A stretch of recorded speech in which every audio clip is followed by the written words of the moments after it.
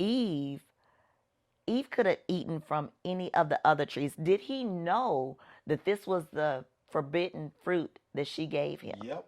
I believe he knew because he was the one that God told to name all of the animals, to name all of the fruit trees.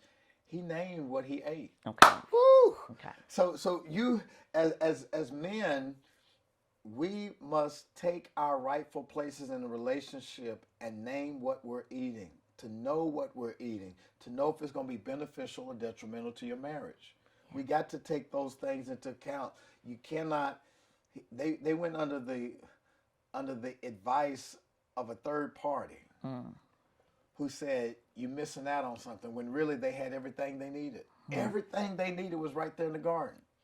So it's communication for you can turn into you eating forbidden fruit. The lack The of. lack of communication can turn into you eating something that's detrimental to your marriage because you didn't adequately talk about it. Right. The consequences. Right.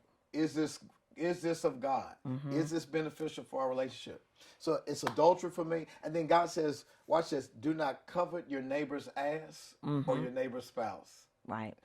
And so ass is donkey. Covet means to desire something that doesn't belong to you. And I think where again where we get messed up in marriage is lusting for something outside of your covenant. God's given me everything. We can be as freaky as we want to be in our covenant relationship as long as it's with someone that belongs to me, that I have covenant with. Mm-hmm. When I start lusting for somebody else's spouse, that's where the shame comes in. That's forbidden fruit. I Mm-hmm. should not have this strong desire, this consuming desire to be with something that is not been granted for me to have, to Right. enjoy, right?